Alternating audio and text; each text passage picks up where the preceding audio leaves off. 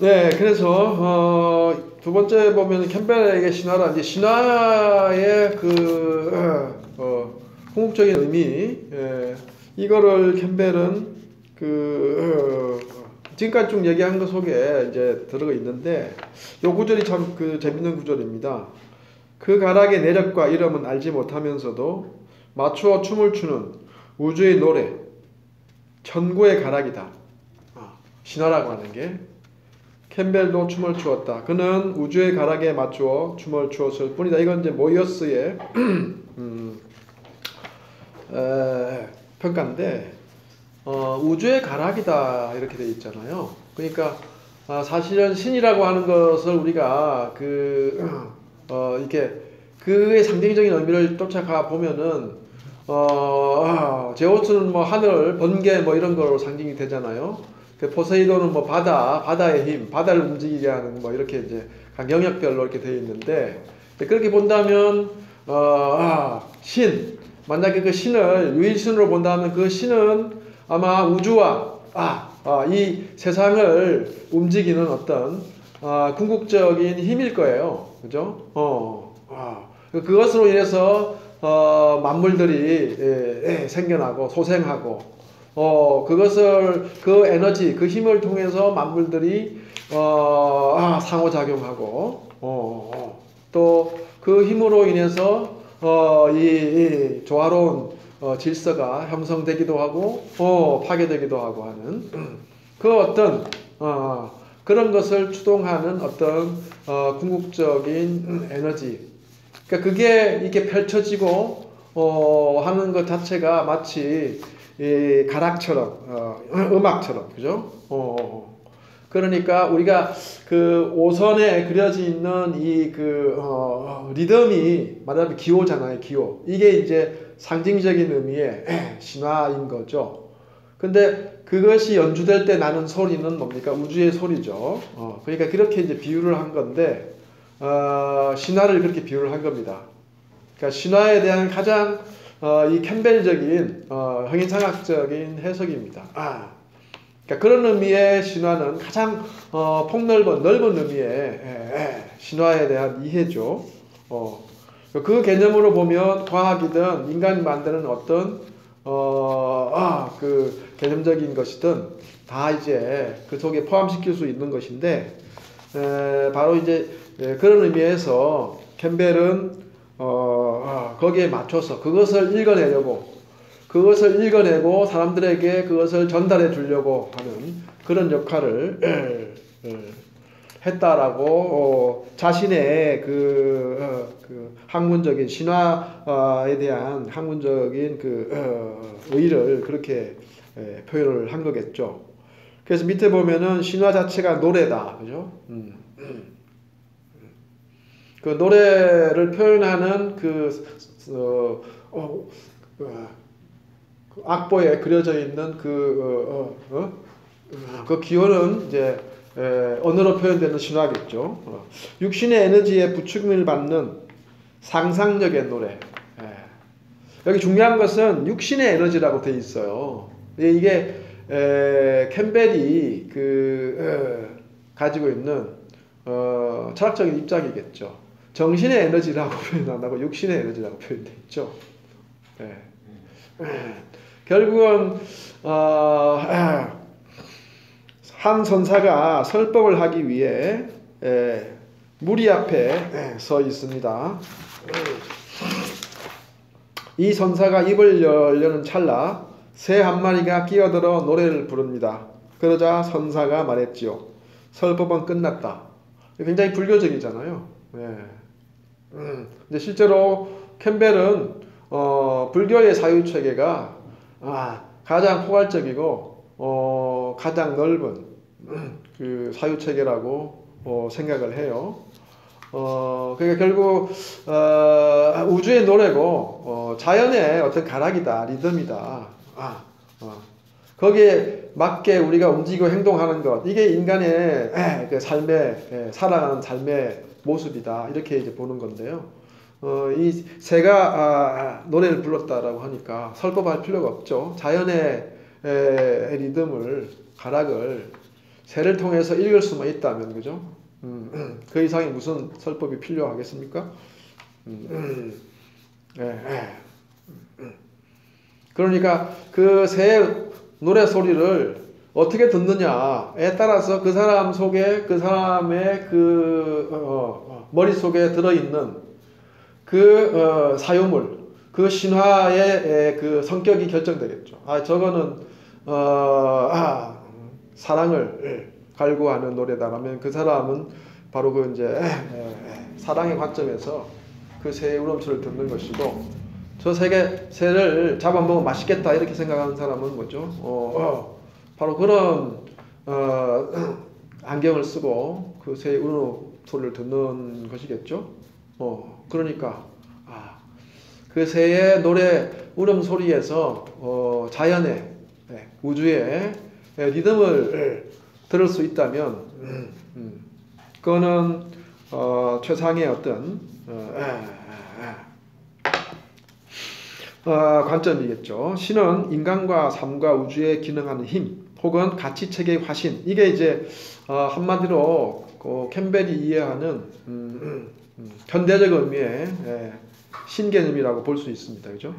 신화는 인류 안에 있는 영적 잠재력을 비유적으로 나타내는 것이다. 결국은 우리 육체 속에 움직이는, 살아서 꿈틀거리는 에너지를 바깥으로 끌어내는 그런 역할을 한다고 보는 겁니다. 그러니까 결국 그게 뭡니까? 신화라는 것은 우리가 황금가지에서 수많은 신화들을 잘 보면 다 그 공동체 집단의 삶과 생명의 번창과, 그죠? 융성과 이런 것들과 다 밀접하게 다 얽혀 있어요.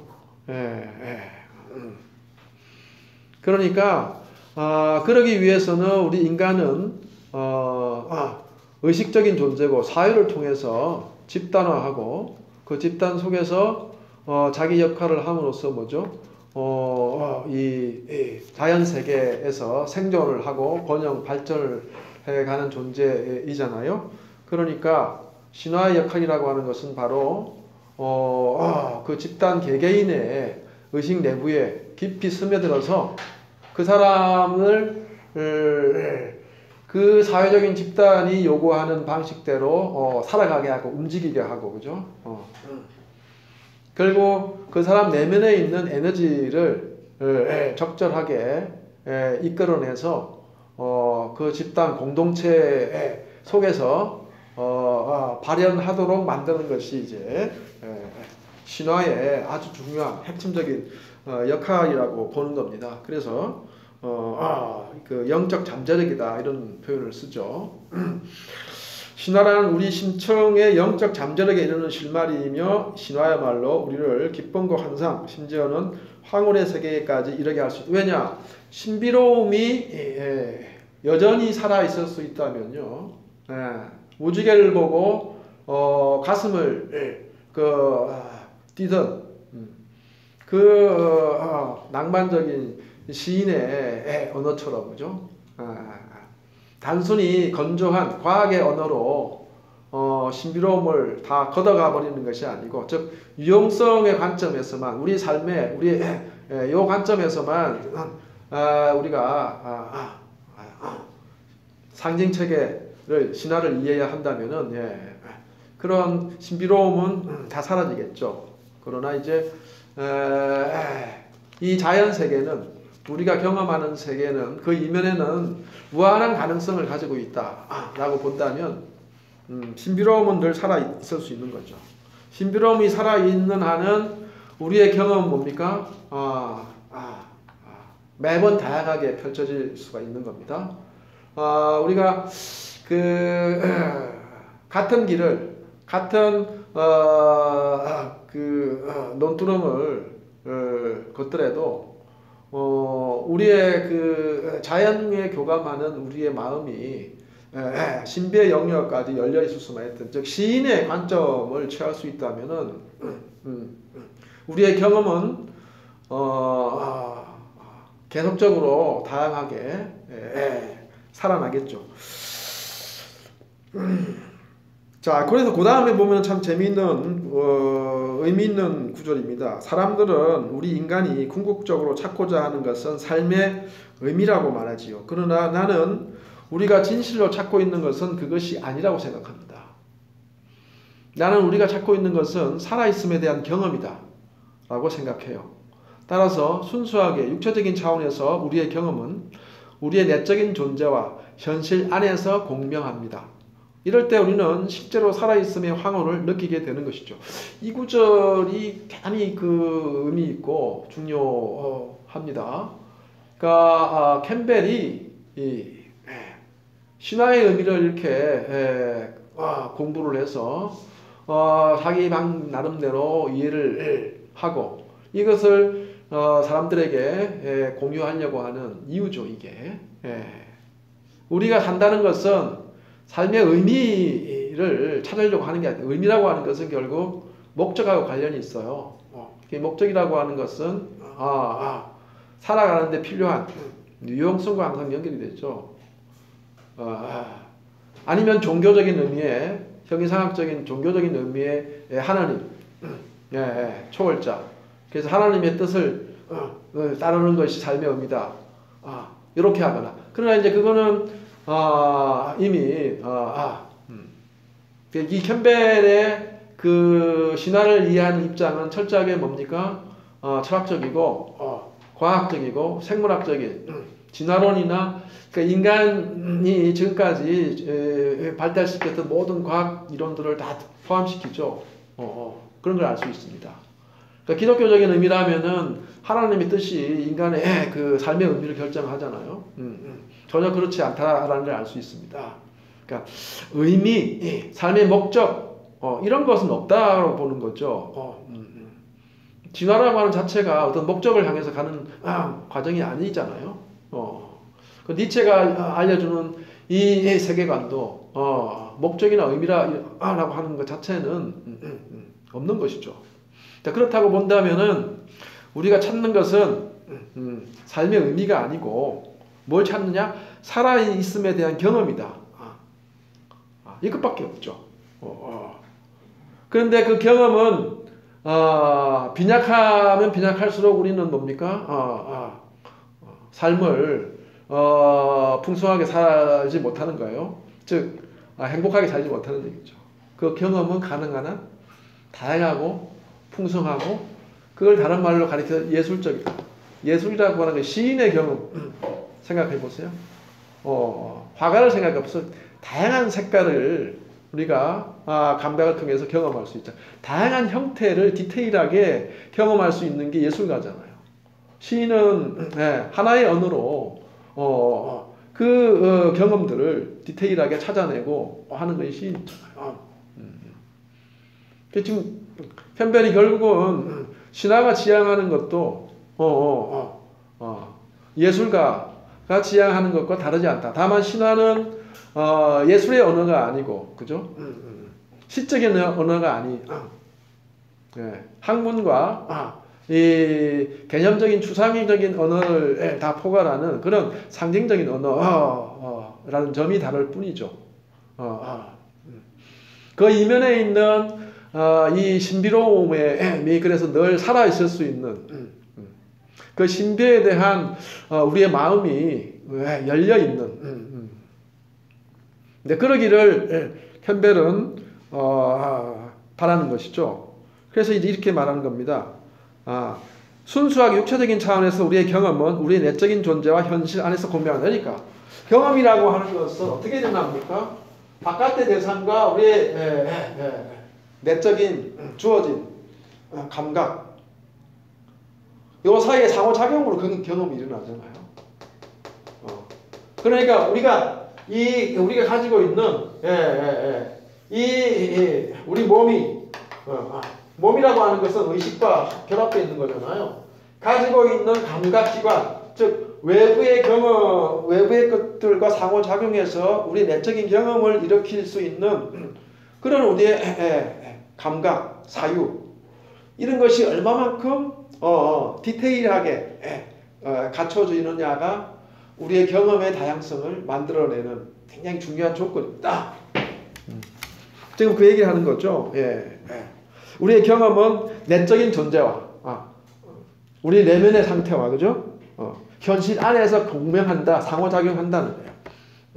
이 공명이 아름다운 교양곡이 되느냐 아니면은 그냥 별 볼 일 없는 재미없는 밋밋한 것이 되느냐는 뭐에 달려 있습니까? 우리의 감각을, 우리의 사유를 보다 예민하게, 디테일하게 갖추어 가는 것이죠. 그것을 갖추어 간다고 하는 것은 신비로움에 대한 뭡니까? 우리의 그 인식이, 의식이 증가하는 겁니다. 자, 이럴 때 우리는 실제로 살아있으며 황홀을 느끼게 된다. 우리의 삶의 에너지는 무의식의 심층에서 솟아오른다. 상당히 이제 융적인 관점을 취하고 있습니다. 우리의 무의식 자체가 우리 내면에 근원적인 삶의 에너지가 저장되어 있다고 보는 거죠. 세상으로 끊임없이 생명을 보내는 곳, 무궁무진한 에너지의 근원, 우리의 정신 안에는 인류의 공통이라는 어떤 힘이 있다. 그러니까 지금 여기 보면 인간이라고 하는 종류의 의식이 있고 의식 안에 뭡니까? 무의식이 있는 거죠. 우리 에너지는 바로 이 근원적인 무의식. 이 무의식은 인류가 발달해온 인류의 의식이 발달한 진화해온 모든 과정을 여기 압축적으로 담고 있다고 보는 겁니다.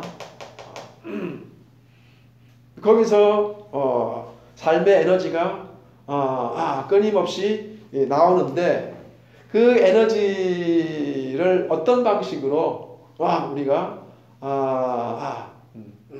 우리의 삶의 방향을 우리의 삶이 파노라마처럼 펼쳐지게 만드느냐 만들지 못하느냐 하는 것이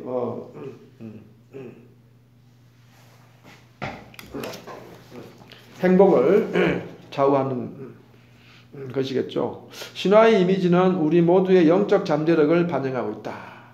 왜? 신이라고 하는 게 그런 개념이잖아요. 신은 궁극적인 가치의 가장 최정점이고 가장 신성한 것이고 왜? 사물들을 생명들을 움직이고 태어나게 하고 좌우하는 바로 그 힘이기 때문에 이 신화 이미지를 명상하면 우리 내부에 있는 잠재력을 촉발할 수 있다. 신은 인류의 종국적이고 본질적인 관념일 것이다. 자, 이제 여기까지가 그 캠벨이 이해하는 신화 그리고 신화가 왜 우리에게 어떤 의미를 갖는가 우리의 삶이 이런 걸 이제 개략적으로 말씀을 드렸고요. 그 다음은 이제 신화의 기능, 신화라고 하는 것이 한 4가지 정도로 크게 보면은 여러분들이 이제 그 이 강의를 1강부터 쭉 들어와 보셨을 텐데 신화에 대한 이런 여러 관점에서 아마 강의가 진행됐을 겁니다. 근데 이제 여기서 말하는 신화는 그런 것들을 종합해서 신화가 우리에게 어떤 의미를 갖는가 그 기능을 그 4가지로 이렇게 구분을 해서 얘기를 합니다. 보면은 신화는 첫째는 신비주의와 관련된 기능이다. 그렇죠? 핵심이 되는 그 신이라고 하는 개념은 과거에는 이 생명력이고 정령이고 뭐 이런 방식으로 표현돼 왔다 하는 것을 우리가 다시 상기를 해보면 됩니다. 우주라는 것이 얼마나 신비스러운지를 아는 순간 우리 인간이 얼마나 신비스러운 존재를 아는 순간 우리는 엄청난 신비 앞에 경의를 경험한다. 신화는 신비의 차원, 만물의 신비를 깨닫는 세계의 문을 열어준다. 신화의 2번째 기능은 우주적 차원을 연다는 것이다. 과학이 관심을 두는 영역이 바로 이 차원이죠. 그죠? 과학은 우주의 궁극적인 물질, 우리의 궁극적인 아르케, 찾아내려고 하죠. 원리. 중력은 왜 작용하는 힘인가? 어떤 원리에 따라서 중력이 생겨나는가? 전자기력은 어떻게 무엇 때문에 어떤 입자의 운동 뭐 이런 걸 설명하려고 하는 거 아닙니까? 우주의 근원적인 힘. 현대인들에게는 과학이 모든 답을 내렸다고 생각하는 경향이 있습니다. 이건 앞에서 얘기했죠. 오늘날 과학기술이 과학 이론이 기술과 결합해서 우리의 일상을 우리의 모든 것들을 전면적으로 좌지우지하고 있기 때문에 그죠? 우리는 알게 모르게 과학의 언어에 그 세례 속에서 홍수 속에서 의식적 무의식적으로 거기에 의지하고 살아가게 되기 때문에 그렇습니다.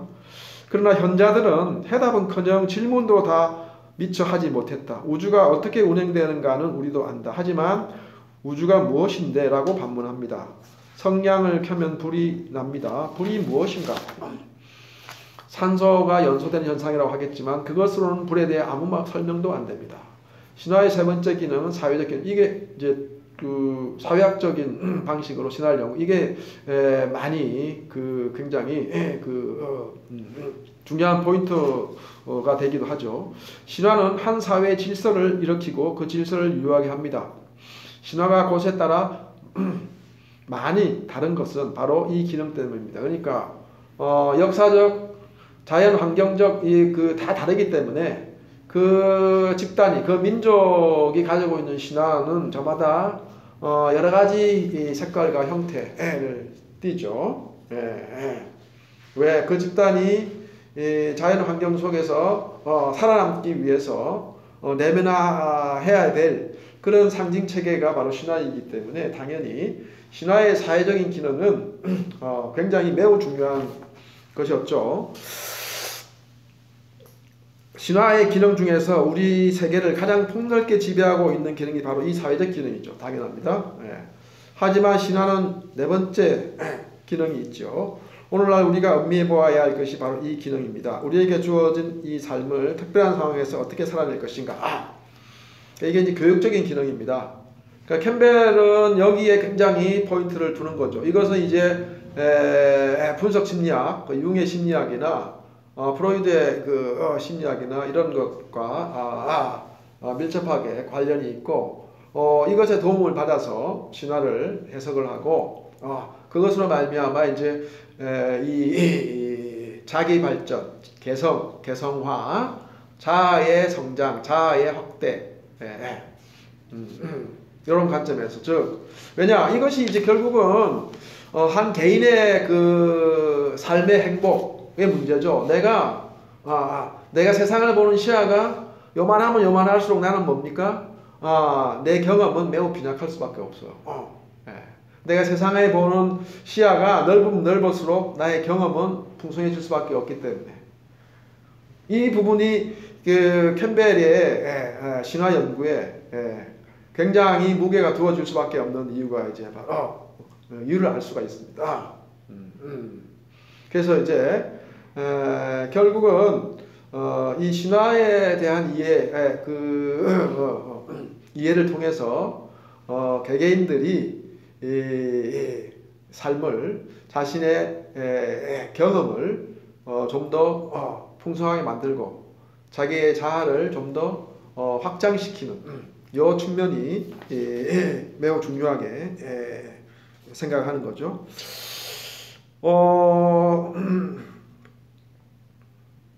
오늘날 우리가 할 일은 온 길을 되돌아가 자연의 지혜와 조화되는 길을 찾는 것이다. 이로써 짐승과 물과 바다가 사실은 우리와 형제지간이라는 것을 깨달아야 합니다. 신을 죽이지 않고는 나무도 자를 수 없고 땅을 갈 수도 없고 강을 부동산으로 만들 수도 없지 않겠습니까? 미국인들의 경우 자연에 대해 성서적 박해를 가한 셈이긴 합니다만 이것은 현대의 미국에만 국한되는 현상은 아닙니다. 그러니까 이제 이게 오늘날 경제성, 유용성, 효율성 이런 관점에서 이제 일어나고 있는 이 신화가 죽어가는 그럼으로써 이제 동시에 인간들의 이들이 점점 내면도 피폐해지고 또 자연 환경도 파괴되는 이런 현상에 대한 진단이죠. 결국 이제 그것은 신화의 본래적인 의미가 죽어가기 때문에 인간이 단순하게 눈에 보이는 생활의 삶의 편의성에 매몰된 나머지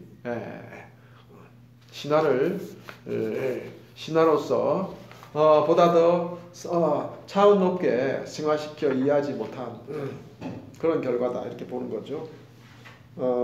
그래서 이제 이 캠벨은 신화의 기능이 세 번째 네 가지가 있는데 세 번째 기능도 매우 이제 우리가 신화를 공부하고 신화를 이해하는데 매우 중요한 거죠. 그 사회와 그 집단의 그 특징과 이런 것들을 우리가 이해할 수 있기 때문에 이제 캠벨은 이 네 가지가 모두 다 같이 병행돼야 된다고 보는 거죠. 신화를 우리가 이해할 때는 이 신비의 기능, 우주적인 기능, 그리고 사회학적인 기능, 그다음에 개인의 성숙과 관련된 이 교육적인 기능, 이 네 가지가 입체적으로 함께 이루어져야 한다 이렇게 보는 겁니다. 그래서 제가 이 책을 읽으면서 가장 감명 있게 본 그 문장이 바로 시애틀 추장의 편지입니다. 굉장히 감동적인 글이에요. 그래서 제가 그 문장들을 그냥 가감을 해서 조금 인용을 했어요. 이게 오래전에 있었던 얘기지만요. 시사해주는 바가 우리에게 던져주는 감동이 굉장히 크다고 생각이 돼요. 1852년을 전후해 미 합중국 정부가 늘어나는 미국 국민을 이주시키기 위해 그 부족의 땅을 팔 것을 요구했을 때 시애틀 추장은 다음과 같은 명문의 편지를 보냈다. 워싱턴에 있는 대통령은 우리에게 편지를 보내어 우리 땅을 사고 싶다는 뜻을 전합니다. 하지만 하늘을 어떻게 사고 팝니까? 땅을 어떻게 사고 팝니까? 우리에게 땅을 사겠다는 생각은 이상하기 짝이 없어 보입니다. 맑은 대기와 찬란한 물빛이 우리 것이 아닌 터에 어떻게 그걸 사겠다는 것인지요. 이 지구라는 땅덩어리의 한 조각이 우리 백성에게는 신성한 것이 올시다. 빛나는 솔잎 하나하나, 모래가 깔린 해변, 깊은 숲속의 안개 한 자락, 풀밭, 잉잉거리는 풀벌레 한 마리까지도 우리 백성에게는 신성한 것이 올시다. 이 모든 것이 우리 백성의 추억과 경험 속에서는 거룩한 것이 올시다. 우리는 나무 껍질 속을 흐르는 수액을 우리 혈관을 흐르는 피로 압니다. 우리는 이 땅의 일부요. 이 땅은 우리의 일부 올시다.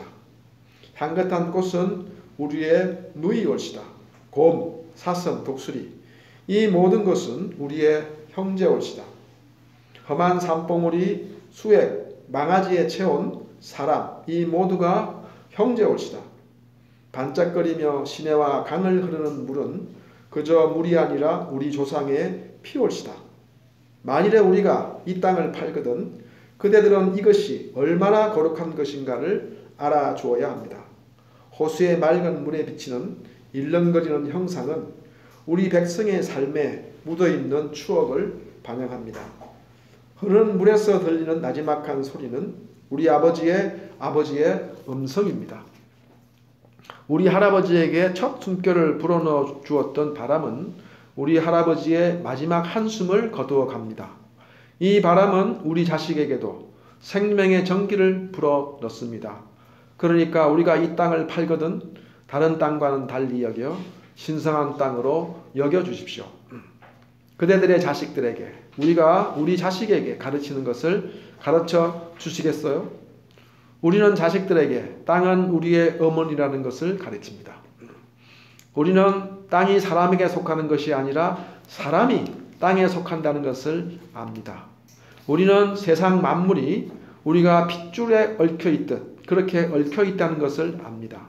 우리는 사람이 생명의 피륙을 짜는 것이 아니라는 것을 압니다. 우리는 우리의 삶이 그 피륙에 한 오래 지나지 않는다는 것을 압니다. 우리는 우리의 신이 그대들의 신이라는 것도 알고 있습니다. 이 땅은 신에게 소중합니다. 들소가 모두 살육되면 도대체 어떻게 되는 것이지요? 야생마가 모두 길들여지면 도대체 어떻게 되는 것인가요? 은밀한 숲의 구석이 수많은 사람의 냄새에 절여지고 언덕의 경치가 와이어 줄로 뒤엉킨다면 도대체 어떻게 되는 것이죠? 숲은 어디에 있나요? 사라지고 말았나요? 그러면 독수리는 어디에 살지요? 마지막 붉은 인간이 황야에서 사라지고 그 추억이 초원을 지나가는 구름의 그림자 신사가 될 때에도 이 해변과 이 숲이 여기 이렇게 있을까요? 거기에 우리 백성의 혼이 조금이라도 남아 있게 될까요? 우리는 이 땅을 갓난아기가 어머니의 심장 소리를 사랑하듯 사랑합니다. 그러니 만일에 우리가 이 땅을 팔거든 우리가 사랑했듯이 이 땅을 사랑해 주시오. 우리가 보살폈듯이 보살펴 주시오. 그대들의 것이 될 때 이 땅이 간직하고 있던 추억을 그대들 마음속에 간직해 주시오. 우리가 이 땅의 일부이듯 그대들도 이 땅의 일부올시다. 이 지구는 우리에게 소중합니다. 이것은 그대들에게도 소중합니다. 우리는 하나님이 한 분뿐이라는 것을 압니다. 홍인종이 되었든 백인종이 되었든 인간은 헤어질 수 없다는 것도 압니다. 우리는 결국 형제인 것입니다.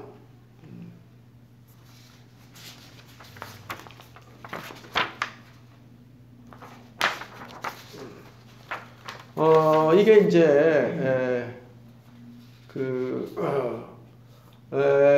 캠벨이 이해하는 바로 살아있는 신화.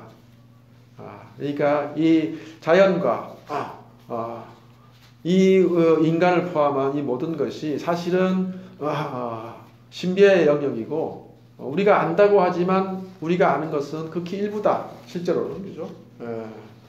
근데 이미 그 인디언들이나 이런 그 사람들은 물론 그들이 문명화되지 않은 상태에서 옛 그런 생활 방식을 답습해 있지만 결국 우리 인간이 걸어야 할 길 그것은 자연과 자연의 일부로서 앞에서 이제 그 우주의 가락에 우리가 춤을 추듯이 인간의 삶이라고 하는 것은 결국 그런 방식으로 영위되어 갈 수밖에 없지 않느냐 하는 것을 이 인디언 주장의 그 편지, 감동적인 편지를 통해서 얘기하고자 하는 것 같습니다. 그 다음에 이제 오늘 이제 그 제목으로 붙은 그 영웅의 모험에 대한 얘기를 할 텐데, 근데 이거는 신화의 기능 중에서 그죠? 교육적인 기능 중에서 매우 중요한 부분이죠.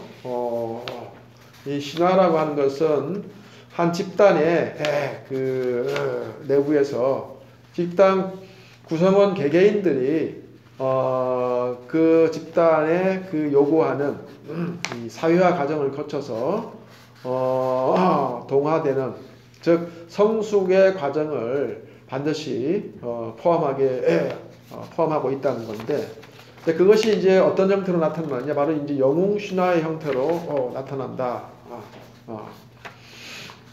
영웅이 태어나고 그 고난을 당하고 모험의 길을 겪으면서 결국은 이제 새로운 어떤 경지에 도달하게 되는 이런 그 기본 줄거리를 갖는 이런 영웅 신화가 세계 도처의 모든 신화 속에 그 중요한 그 한 줄기로 들어 있는 겁니다.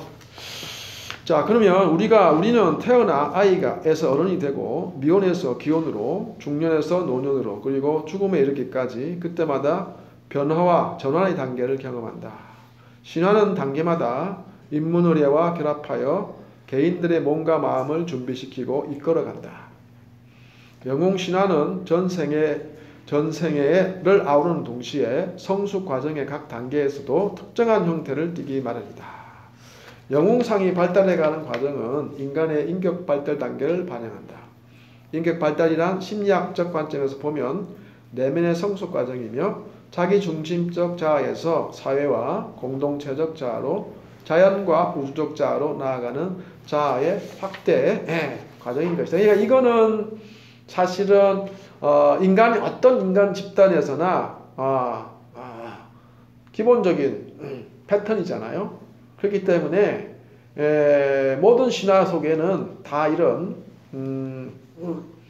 개개인의 성숙의 과정을 주도하고 그것을 촉진하고 그것을 뭡니까? 사회적인 어떤 의례로서 그 되풀이해서 반복해서 습득하게 하는 그런 신화와 의례가 있게 마련이다.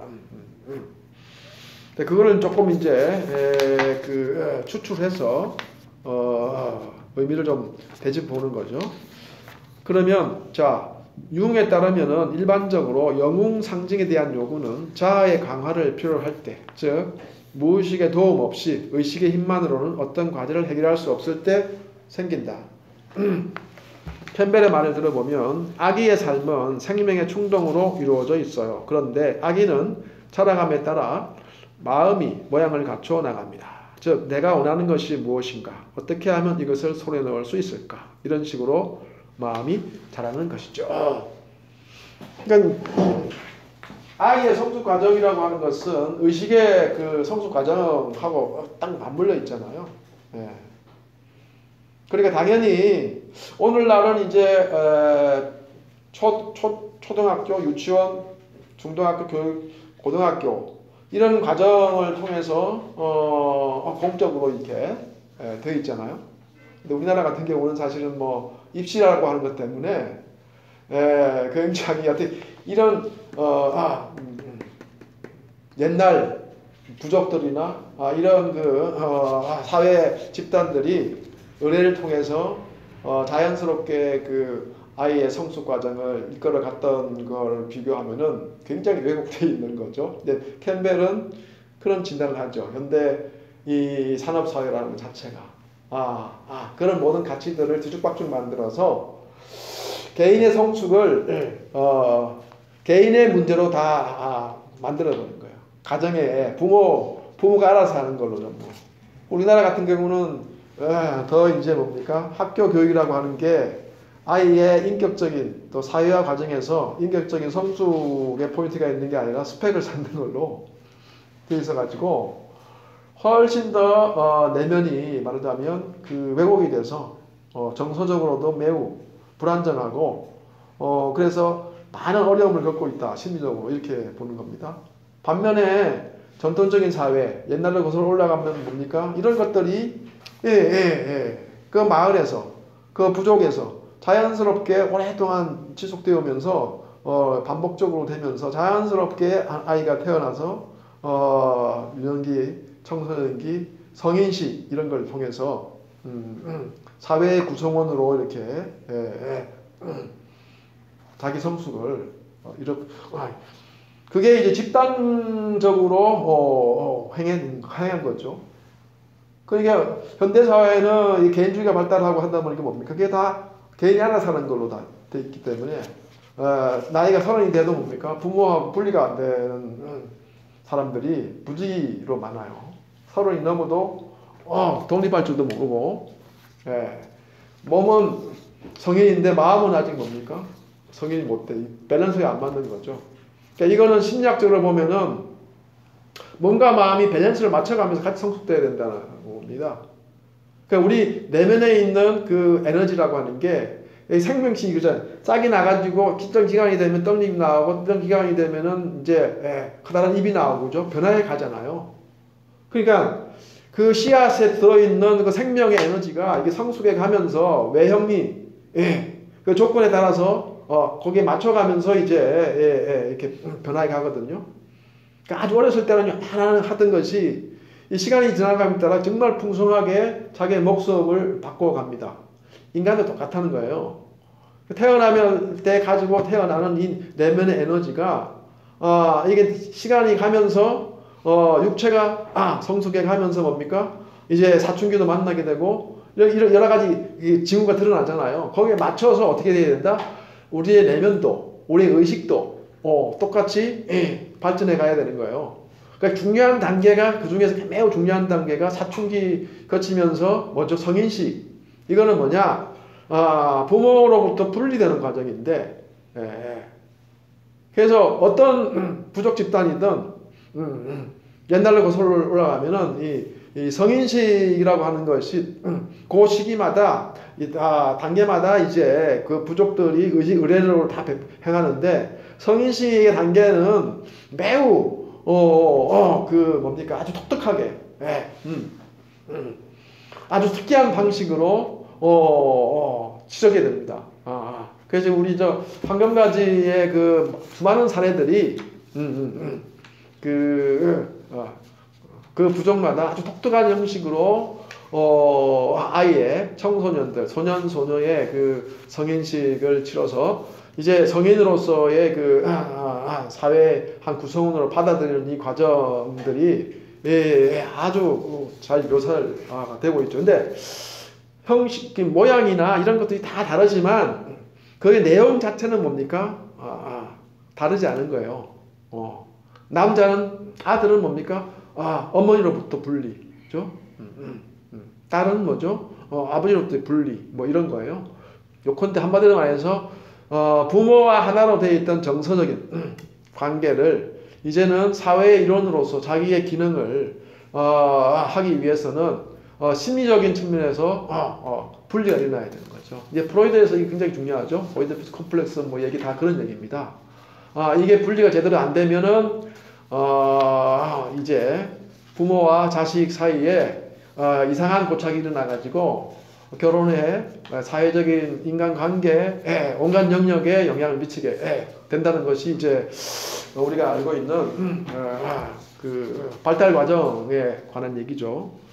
이게 이제 신화에서는 그 부분이 이제 영웅 신화의 형태로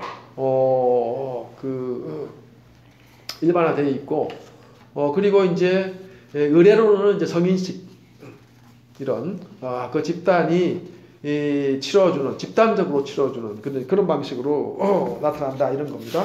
자, 그래서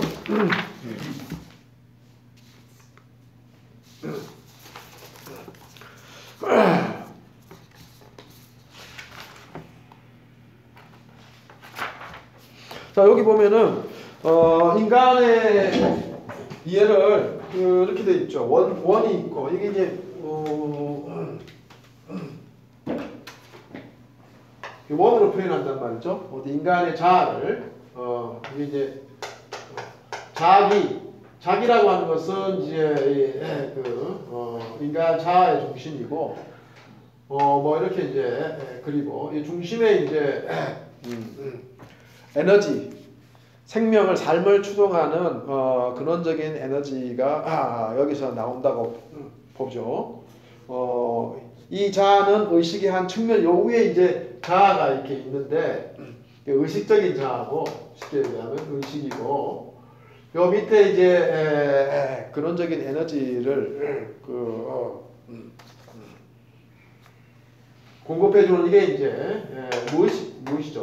무의식적 자기라는 말로 표현하죠. 유용은 자기라는 말로 표현합니다. 우리가 의식하는 자아는 의식에 드러나는 것이고 그 밑에 이제 감춰져 있는 그러나 에너지는 중심에 있는 그런 거기서 나온다고 보죠. 근데 자아는 의식의 한 측면일 뿐이다.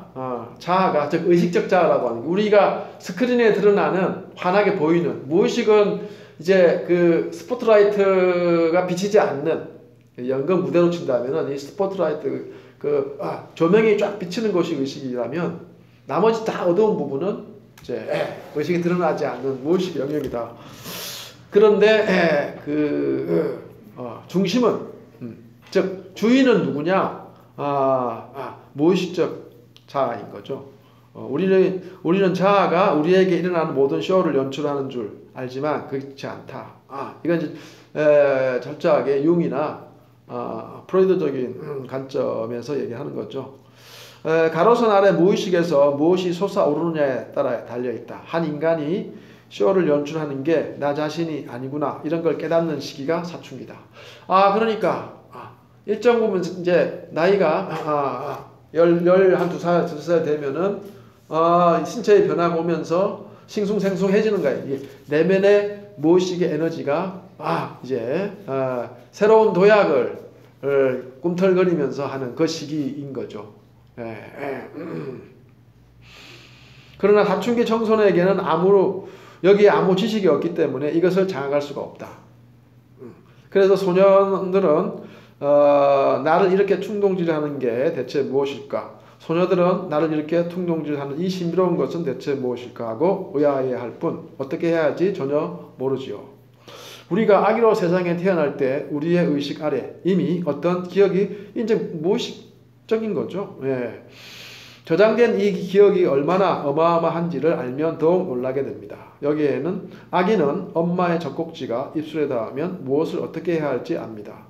아기의 기억에는 우리가 동물에게서 볼 수 있는 붙박이 행동 체계가 있어요. 우리는 이걸 본능이라고 하지요. 이게 바로 생물학적 기반입니다. 여기서 조금 더 지나면 외부로부터 강제를 당할 때마다 무엇인지 거북사스럽고 이질적이고 두렵고 죄의식이 느껴지는 일을 경험하게 됩니다. 바로 이 시기가 우리의 가장 까다로운 심리적 문제가 생기기 시작하는 시기인 거죠. 신화는 원래 이런 문제를 이해하게 하는데 필요한 기본 교육 자료였어요. 오늘날 우리 사회는 우리에게 이런 종류의 적당한 신화 교육을 베풀고 있지 못해요.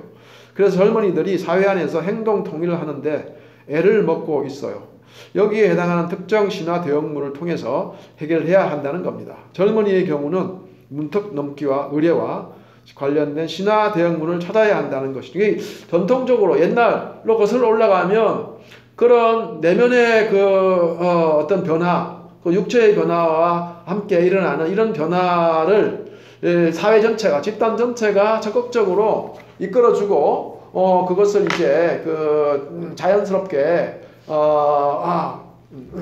의식으로 받아들이게 하는 그런 것들이 행사되어 왔는데 현대로 오면서 그런 것이 이제 없어졌죠. 없어짐으로써 이제 많은 그 혼란과 어려움을 겪게 된다. 각자 알아서 이제 여기저기서 그런 옛날에 신화나 의례가 했던 그 기능들을 대신할 수 있는 것들을 찾을 수밖에 없다. 이런 얘기죠.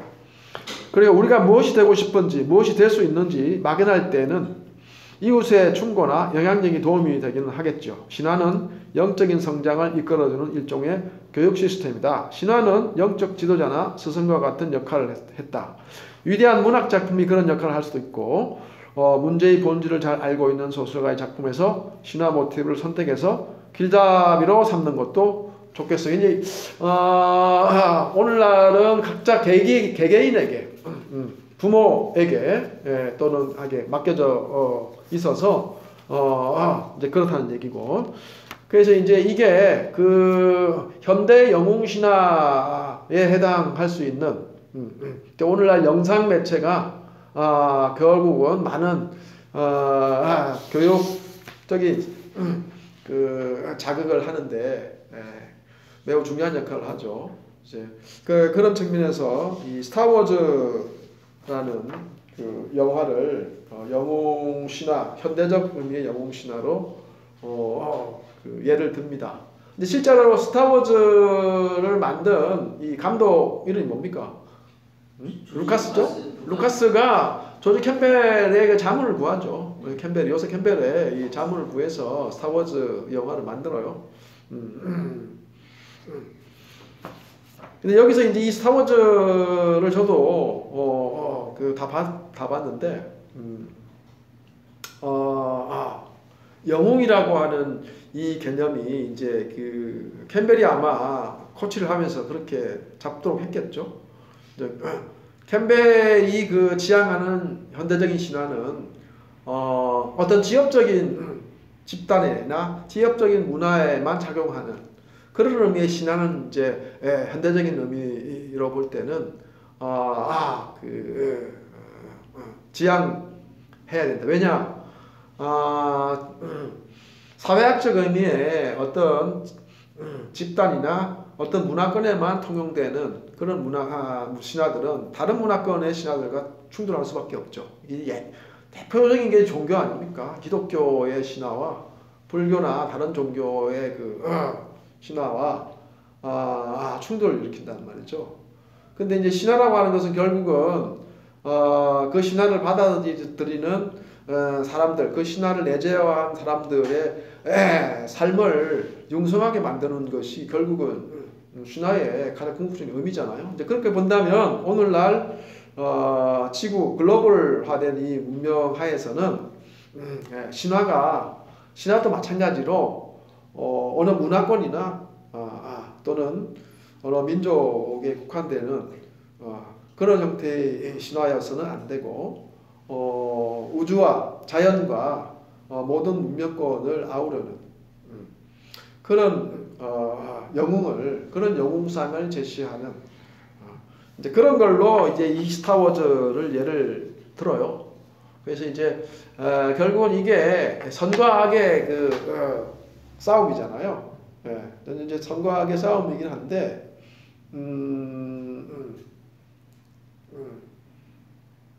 그래서 이게 이제 완전히 그 우주적인 그 우주 전쟁의 차원으로 넓혀 놓기 때문에 당연히 지구의 어떤 한 문명권에만 국한되지 않을 수밖에 없는 거죠. 네.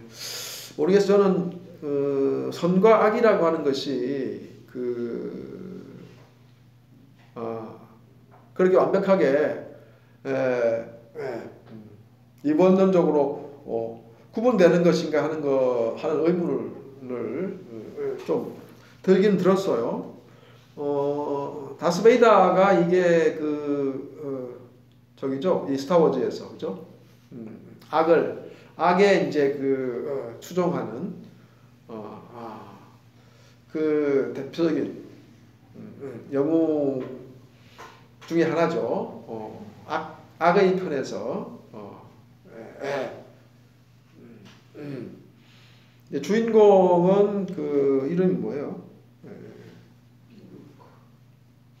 루크 이름 그다음 뭐더라? 스카이워커 그죠? 루크 스카이워커죠. 그렇군요. 근데 사실 이 루크 스카이워커가 그 다스베이다의 아들이잖아요. 그러니까 그렇게 보면은 이게 선과 악이라고 하는 것이 딱 처음부터 나눠져 있는 게 아니라고 하는 것이 역시 그려지고 있네요. 그리고 원래 이 스카이워커도 원래는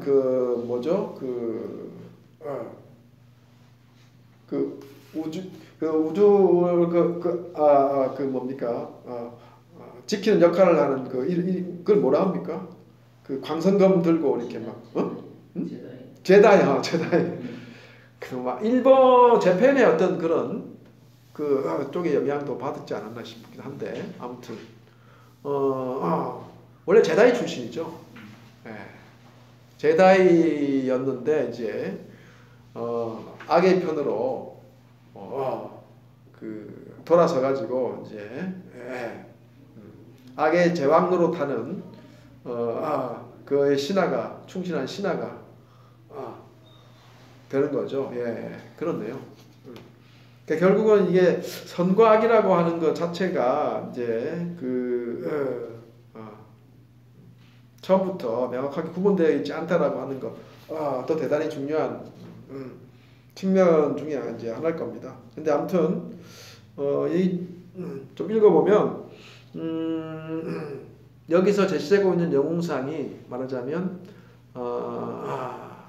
어느 문화권에 국한된 그런 것이 아니라 인류 전체가 말하자면 지향할 수 있는 즉 그런 영웅상이다 이제 이런 얘기예요. 스타워즈가 성공을 거둔 까닭이 어느 정도 거기에 있지 않을까 합니다. 그러니까 여기 위에 보면은 가령 스타워즈 같은 영화가 영웅 모델을 바라는 우리의 희망을 성취시켜 줄 것 같습니까? 하니까 스타워즈에서 악의 세력을 지구상의 특정 국가와 동일시하지 않고 있다는 것이 이제 추상적인 세력의 존재를 인정한다는 것을 의미한다. 이런 정신의 바탕에서 만들어졌기 때문에 이 영화는 특정 역사적 상황 대신에 하나의 원리를 제시하고 있는 겁니다. 스타워즈의 등장인물이 쓰고 있는 가면은 현대인의 마음속에 존재하는 진짜 괴물 같은 힘을 상징합니다. 다스베이더의 가면이 벗겨졌을 때 우리에게는 아직 완전한 개인으로 발달하지 못한 미숙한 인간이 보였죠. 네. 그러니까 이 가면도 어떤 상징적인 의미가 있는 거군요. 네, 괴물 같은. 그 우리 다음 시간에 이제 나올 거지만 미녀 야수에서 야수가 사실은 이게 다스베이더의 괴물 가면하고 상징적 의미가 같은 거예요. 예. 그러니까 우리 내면에는 양면성이 있다 하는 게 매우 중요한 건데, 예. 짐승 같은 괴물 같은 면이 있고, 그렇지 않은, 예. 그걸 이제 하나는 폭력성, 하나는 관계성 이렇게 이제 표현하는데, 그 다음 시간에 이제 미녀 야수하면서 자세히 다루고 있을 텐데, 예. 여기서는 이제 다스베이더가 쓰고 있는 그 가면이 우리 내면에 있는 또 하나의 그 측면이다. 근데 그거를 이제 전면에 그 가면으로 쓰고 있다고 하는 것이 이제 악으로 나타나는 모습인 거죠. 예.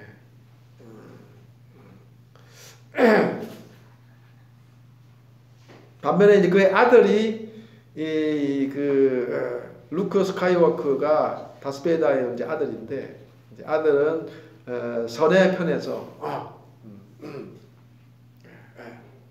그러나 실질적으로는 이제 같은 핏줄이 같은 거예요. 예.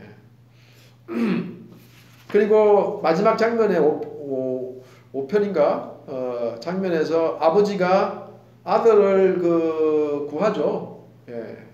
그런 장면이 나옵니다. 그 악의 제왕 노릇을 하는 그 인물이 그 루크 스카이워커를 죽이려고 이제 하니까 그걸 보고 있다가 결국은 뭡니까? 아버지인 그 다스베이더 그 제왕 악의 제왕 노릇하는 그를 들어서 이제 던져버리죠. 예, 죽여버립니다. 그러면서 아들과 화해하는 장면으로 이제 결말이 나죠. 그러니까 이게 선과 악이라고 하는 것이 어떤 상황에 따라서 달라지는 것일 뿐이고, 결국 이건 또 새로운 장면의 화해가 일어나고, 또 그러면서 다시 또 새로운 국면으로 넘어가고, 또 새로운 국면으로 가면은 또 악이 선으로 변하고 선이 악으로도 변하고 뭐 이런 방식이에요. 네. 근데 이게 그 현대적 의미의 세계관이죠. 전통적인 플라톤적인 이원론은 선과 악이 다르죠. 몸은 악이고 정신은 선이고 이런 건데, 스타워즈 또 캠벨 자신이 가지고 있는 신화를 해석하는 기본 바탕이 바로 이제 니체적이고 불교적인 그런 바탕임을 이제 알 수가 있습니다. 이게. 예.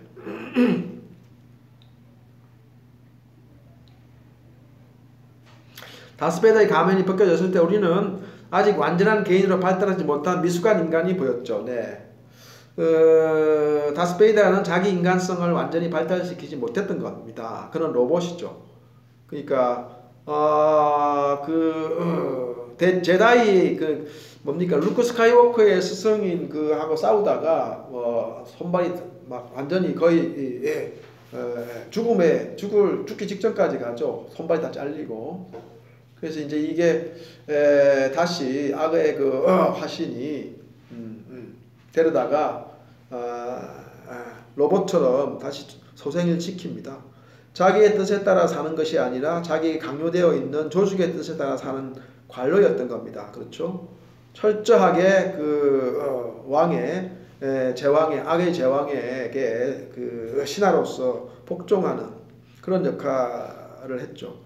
이것이 우리가 직면하고 있는 우리 삶에 대한 위협입니다. 우리는 스스로에게 이런 질문을 던져야 합니다. 이 조직은 우리를 사물 인간으로 만들어 우리로 하여금 우리의 인간성을 부정하게 하고 있는 것은 아닌가? 이 조직이 과연 우리 인류의 목적을 이루게 할 수 있을 것인가? 우리는 이 조직과 어떻게 관계되어 있는가? 이 조직을 더 이상 섬기지 않을 도리가 없게 되어 있는 것 아닌가? 이 조직의 배후에 작용하는 역사적인 힘은 매우 거대합니다. 우리가 해야 할 일은 인간으로서 우리가 속한 시대의 역사를 사는 법을 익히는 일입니다. 그러니까 오늘날 현대에 있어서 거대화된 규모의 그 국가, 그죠? 신화 시대 우리가 옛날로 거슬러 올라가면 규모는 점차 작아지고, 그런데 오늘날은 거대 규모의 국가, 그리고 그 위에 또 뭡니까? 글로벌 되는 이런 방식인데, 특히 문화가 발달하면서 뭐도 함께 발달합니까? 조직화도 대단히 치밀하게 발달합니다. 법과 그래서 우리는 우리의 모든 일거수일투족이 평상시 깨어있는 동안의 모든 일거수일투족은 법과 규범의 망 속에서 이루어지죠. 감시 카메라 온갖 데 다 들어있고 그래서 그 속에서 뭡니까? 살아가는 과정에서 자연스럽게 우리는 법과 조직에 내면화된 상태로 어떤 의미에서는 그것에 하나의 부속품으로 전락하게 되는 것도 사실인 거죠. 그러니까 다스베이다가 이 악에 복종하는 기계처럼 복종하는 방식, 이게 이제 그것과 이제 대비가 되는 것이죠. 그러나 법과 규범이라고 하는 것, 이것은 일종의 방편이죠. 방편이기 때문에 이 살아있는 생명들의 는 항상 유기적으로 변화 발전해 갈 수밖에 없어요. 그 반면에 그것을 제도화하고 조직화하는 이 규범들은 그거 자체는 경직되는 거죠. 그래서 이게 묘하게 상충이 일어납니다. 묘하게. 근데 이 묘한 상충 관계에서 선과 악이 늘 새롭게 생겨나고 서로 뭡니까? 투쟁하고 서로 다투게 되는 그런 거죠. 그러니까 법과 조직을 지켜야 될 때 법과 조직 그 규범 자체가 선을 뒷받침해 줄 수밖에 없는 상황이 있고, 법과 규범을 깨트리고 넘어서야 될 때는 그것은 이제 악으로 규정이 됩니다. 그죠? 그러나 법과 규범이 이 절대적인 선과 악이 될 수가 없죠. 인간의 집단적으로 생존해 가는 우리 인간의 삶의 여정을 보면은, 묘하게 이것이 이제 선과 악의 그 파노라마를 펼쳐가고 변적법적인 이제 이 과정을 거쳐가게 되는 거죠.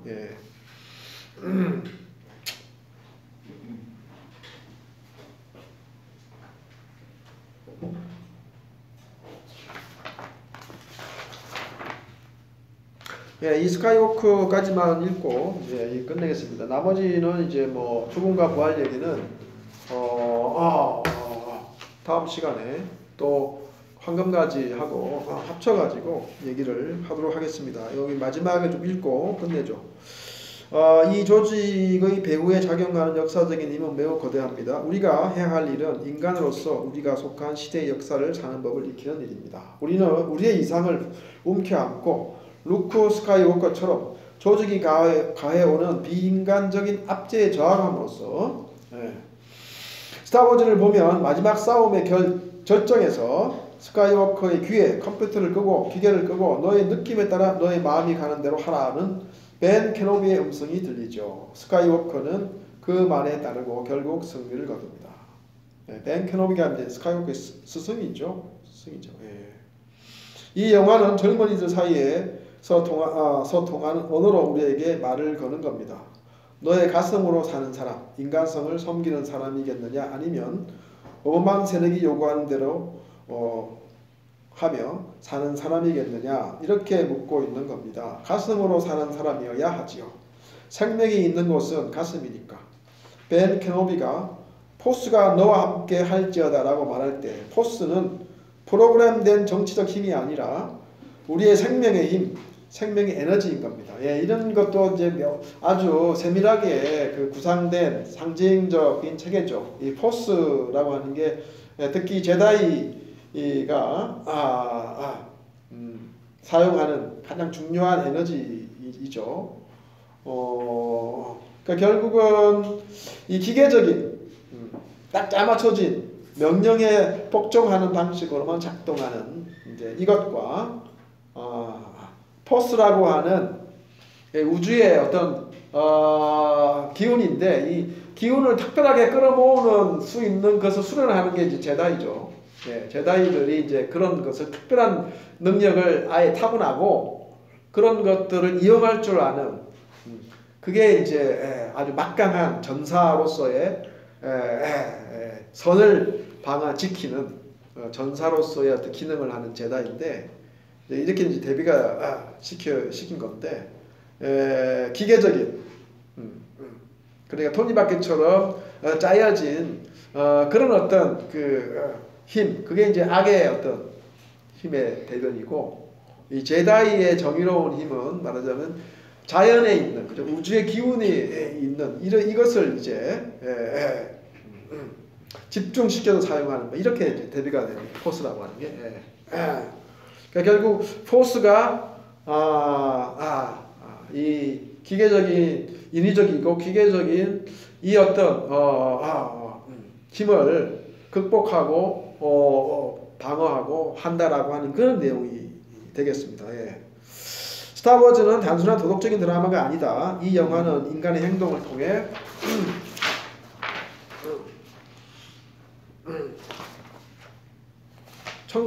성취되거나 부서지거나 억압되는 생명의 힘을 다루고 있는 것이니까, 영웅이 모험의 소명을 받고 여행을 떠나 신을 걷고 위기를 극복하고 마침내 승리를 얻은 뒤 사회에 홍익이 될 만한 것을 가지고 돌아온다는 형식의 이야기. 루카스는 이런 표준 신화의 이미지를 사용했다. 그렇죠?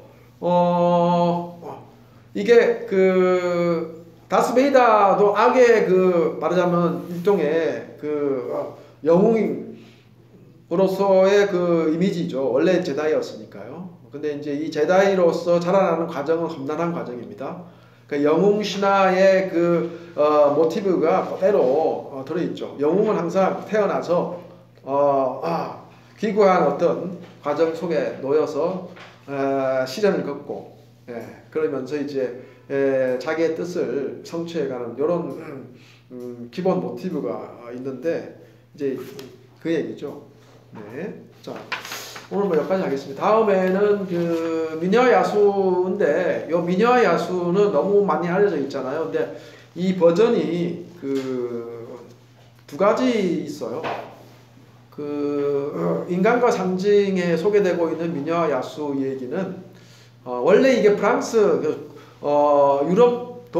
유럽권에서 전래되어 온 그 동화라고 합니다. 이야기인데, 이게 2016년인가 14년, 연도는 정확히 모르겠는데 프랑스에서 영화화된 게 있어요. 근데 그게 이제 그 이야기가 체록이 돼가지고 잡지에 실리고 하는 요 과정을 거치면서 프랑스에서 만든 영화가 있고 그 다음에 그 헐리우드에서 만든 미녀와 야수 버전이 있어요. 근데 융의 그 인간과 상징에 소개되는 것은 이제 프랑스 버전이에요. 원래 이제 그 버전에 가까운 거고. 근데 저는 프랑스 버전의 영화는 최근에 봤어요. 이 강인호 의원이 만들어 놨는데 나중에 찾아보니까 있어가지고 봐가지고 아주 큰 줄거리는 비슷하지만 내용이 그 뭡니까 이 그 플롯 자체 구성의 전개한 이건 한 게 많이 달라요. 예. 거기는 뭐 미녀는 뭐 아빠다 있고 뭐 아버지 뭐 이렇게 나왔는데 이 헐리우드판은 홀아버지의 이게 미녀 이렇게 나오고 그 야수 얘기 또 굉장히 세련된 방식으로 뭐 이렇게 했는데 제가 그 헐리우드판을 보니까 이게 애니메이션판하고 뮤지컬 그 실사 뮤지컬판 두 개가 나왔죠. 애니메이션판이 먼저 나오고 내용은 똑같아요. 내용은 똑같은데 그 융의 심리학 학의 관점에서 잘 들어맞게 얘기를 딱 구성해 놓은 것 같아. 보면은. 예. 그래서 저는 다음 시간에 그 헐리우드판 미녀와 야수 요걸 가지고 거기에 이제 상징적인 의미 이런 것들을 좀 얘기를 해볼 테니까 여러분도 다시 한번 미녀와 야수의 그 애니메이션판을 봐도 되고요. 가장 최근에 나온 그 판을 봐도 됩니다. 보시고 마지막 시간에 그 얘기를 좀 하겠습니다. 오늘 여기서 마치겠습니다. 감사합니다.